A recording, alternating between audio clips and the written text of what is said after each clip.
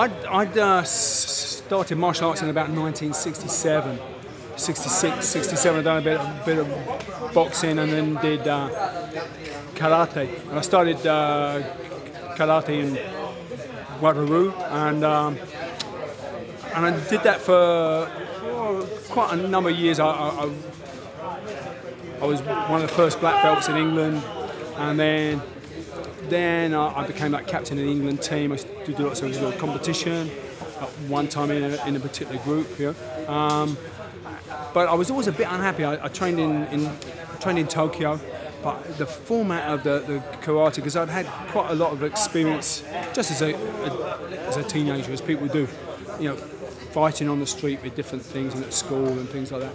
And there was almost something that wasn't real about it, And I'd also have instructors who said to me, "Oh, more power," but very few people told me how to generate more power, And I also grew up around boxing. I grew up around boxing. I met and taught at some length with Jack Dempsey, Joe Louis. So I was really fortunate in my father worked in a hotel, and they said boxing every month, big international boxing every month.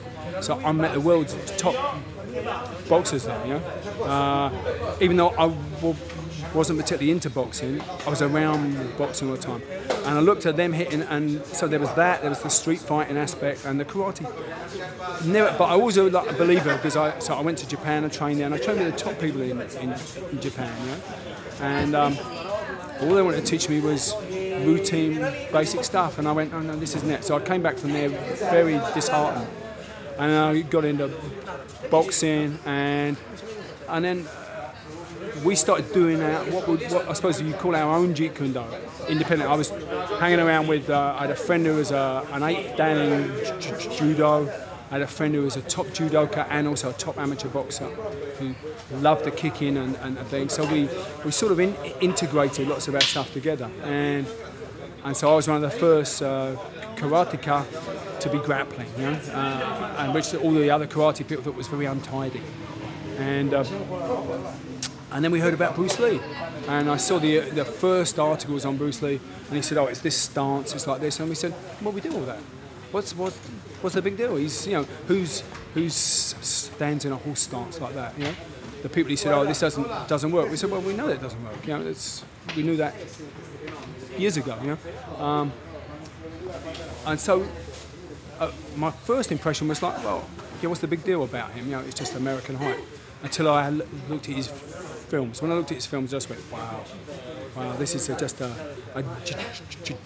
giant of the martial arts, And whilst we were putting things together, we were joining things together, but still keeping things that's separate, When I eventually got into Jeet Kune Do through Dan Inosanto, I contacted Dan and said, would he like to come to my club?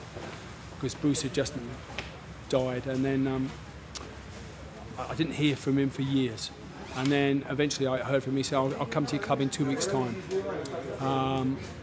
So I had to get 50 people within a week, which was quite, because nobody knew who he was really, so I had to drum that all up, but they're all from my own club. So that was the first European seminar with Dan Inosanto, who was Bruce Lee's training partner. What's the name again? Dan Inosanto. And we thought we were really good because we boxed, and we did judo, and we thought we were pretty handy and pretty cutting edge. And I saw Dan Inosanto, and I just went, wow, this is what I dreamt of. Is he went from stick, double stick, single stick to knife to grappling to back to knife to back to empty hands to trapping to locking.